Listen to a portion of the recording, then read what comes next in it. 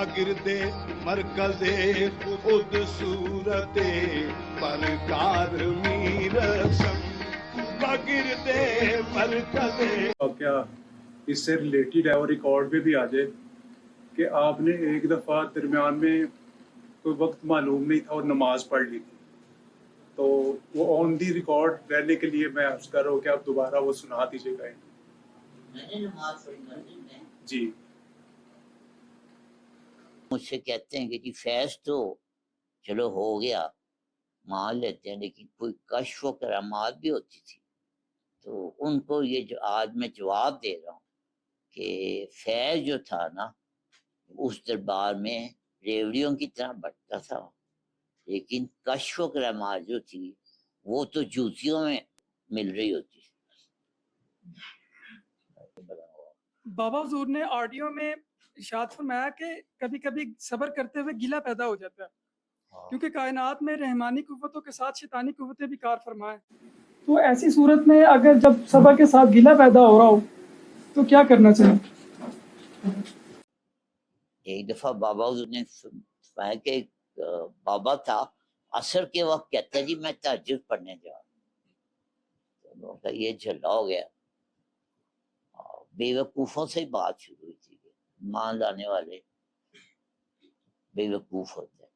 तो वो बात ये थी कि वो जमीन पे कहीं तो तहज्जुद का वक्त होता है, तो वो बाबा वहां जाके तहज्जुद पढ़ ले। ये बात करने के बाद अब जाहिर है ज़हनों में सवाल फौरन आया था, तो बाबा ने बगैर कहे फौरन ही जवाब दे दिया।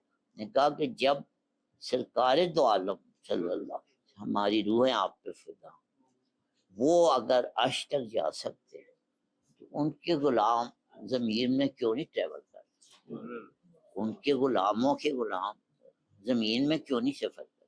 मुबशिर उनके गुलाम जमीन में सफर कर सकते हैं। चलो आसमान पे नहीं जा सकते तो जमीन पे तो जहाँ चाहे जहाँ जिस वो एक बाबा ऐसा था जो पांचों नमाजें एक वक्त में पढ़ता।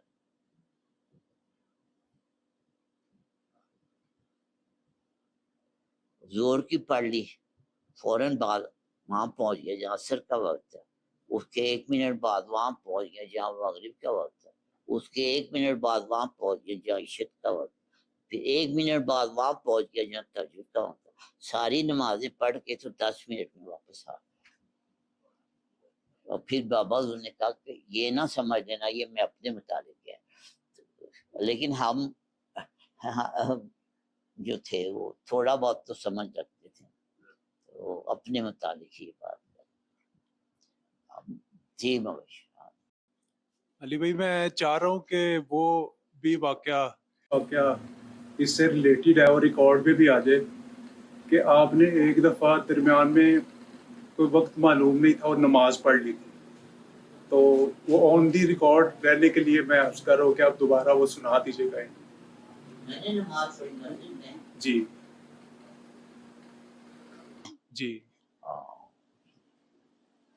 बहुत प्यार है, मुख्तसर ही है वाकया। वो उस जमाने में मुझे ना वो मस्जिद में नमाज पढ़ने का, जब मैं बाबा के पास पहुंचा तो मैं पाबंदे सोमो सलात था और शरीयती मैंने वो चेहरा भी मेरा जो था वो बाशरीयत था।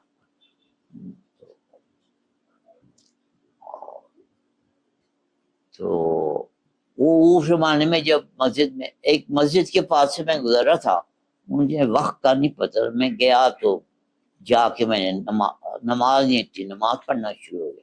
तो गाबन वो मस्जिद के इमाम थे, वो मेरे पास से गुजरे तो कहते कौन सी नमाज पढ़ रहे हो? गाबन वो नमाज का वक्त नहीं था। खैर वो कह के चले गए। मैं जुमेरात की महफिल में आके बैठ गया तो किसी से बात कर रहे थे, किसी से बात कर रहे थे, मुझसे नहीं बात कर रहे, किसी से बात कर रहे थे। बात करते के दौरान अचानक कहते हैं कि अगर कोई पूछे कौन सी नमाज पढ़ रहे हो तो उससे कहना मैं अल्लाह की नमाज पढ़ रहा हूं।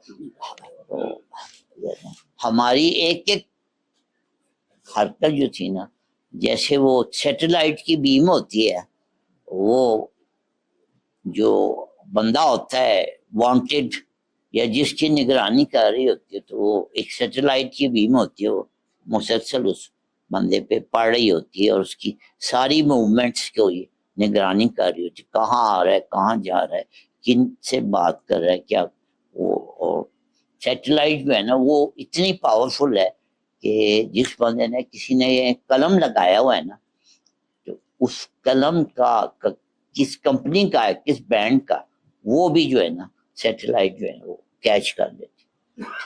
تو لیکن بابا حضور کی سیٹلائٹ جو تھی وہ اس سے بھی زیادہ پاورفل. سارے ہفتے ہم جو کچھ کرتے تھے وہ اگلی محفل میں جا کے پتہ چلتا تھا یار یہ ہم کیا کرتے رہے. وہ سیٹلائٹ جو تھی نا وہ مستقل جو تھی نا وہ رہتی تھی. اور چلو ایک بندے پہ رہے تو آپ مان لیں بڑی کرامت ہے، لیکن آپ محفل کے کسی بندے سے ملے، ابھی میں نے ڈاکٹر اظہر کا نام لیا، ان سے مل لیں، ان سے پوچھ لیں، وہ بھی بتا دیں گے وہ سیٹلائٹ کی وہی بیم ان کے اوپر رہتی تھی. اور محفل میں جتنے لوگ تھے سب پہ وہ رہتی تھی، اور وہ صرف اس بندے کو پتا ہوتا تھا کہ ہاں جی یہ میرے اوپر رہتی، باقیوں کا میں نہیں پتا تھا.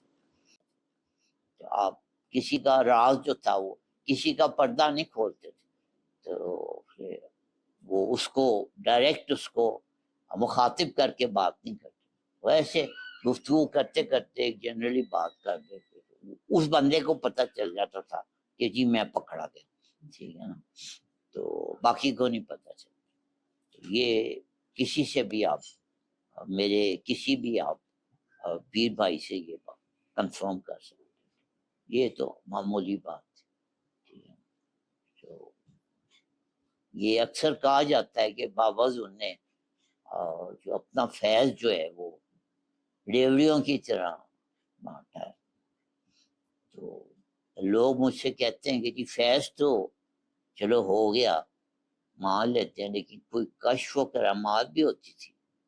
تو ان کو یہ جو آج میں جواب دے رہا ہوں کہ فیض جو تھا نا اس دربار میں ریوڑیوں کی طرح بٹتا تھا، لیکن کشف و کرامات جو تھی وہ تو جوتیوں میں مل رہی ہوتی.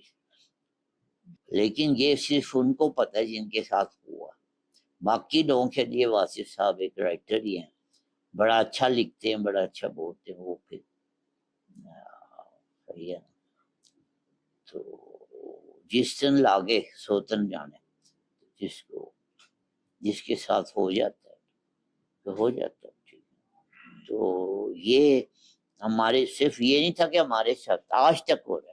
ابھی جو میں نے واقعہ سنا ہے وہ خاتون کا، وہ جتنی زیادہ وہ پڑھی لکھی تھی اور جس سٹیٹس کی تھی وہ، اور جتنی زیادہ وہ ایک لادین معاشرے میں رہ رہی تھی، تو وہ حیرت انگیز ہے کہ واصف صاحب نے کیا. صرف واصف صاحب نے، اور اس بیوی نے جو کسی دربار کو نہیں مانتی تھی، اس نے کڑے پہنے ہوئے جن پہ غازی عباس لکھا.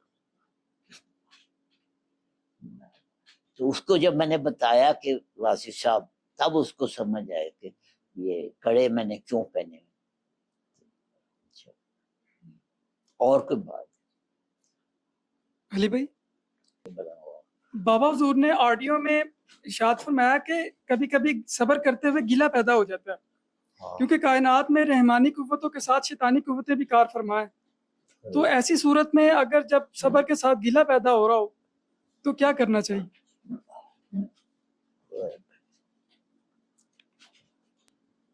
صبر ہو رہا ہے، کچھ نہ کچھ تو پیدا ہو رہا ہے. تو اللہ کا ارشاد ہے کہ تم جس نعمت کا شکر ادا کرو گے میں اس کو زیادہ کر دوں. اگر آپ کہہ رہے ہیں کہ تھوڑا بہت صبر ہے، پیدا ہو رہا ہے، تو جتنا پیدا ہو رہا ہے اس کا شکر ادا کریں، اللہ اس کو بڑھا دے، وہ گلہ ختم ہو جائے. اس کا اپنا ارشاد ہے کہ تم جس نعمت کی کا شکر ادا کرو گے میں اس کو بڑھا دوں. اس لیے بابا حضور نے فرمایا تھا کہ شکر ادا کرنے سے پہلے 10 دفعہ سوچ لینا کہ یہ تم کس چیز کا شکر ادا کرو.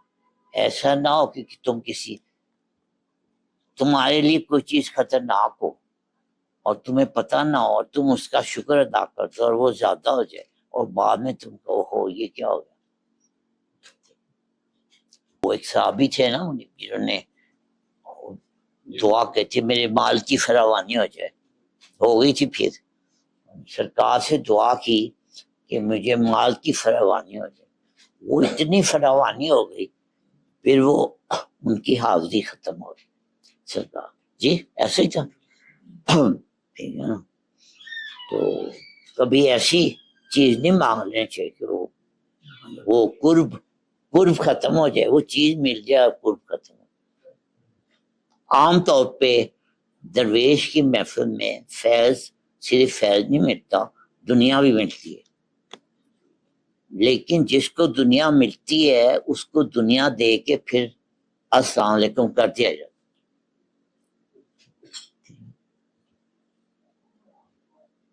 اور جو دنیا لینے جاتا ہے اس کو جب چیز مل جاتی ہے وہ خود بھی چھوڑ جاتا ہے, اور اگر اس کو وہ چیز نہیں ملتی پھر بھی چھوڑ جاتا ہے. تو وہ پھر چند لوگ ہی رہ جاتے ہیں جو کہ مرشد سے صرف مرشد کو مانگتے ہیں. باقی جو ہے نا وہ جو آئے ہوتے ہیں کسی غرض سے, وہ غرض پوری ہو گئی تب بھی چلے گئے, نہ پوری ہوئی تب بھی مایوس ہو کے چلے گئے.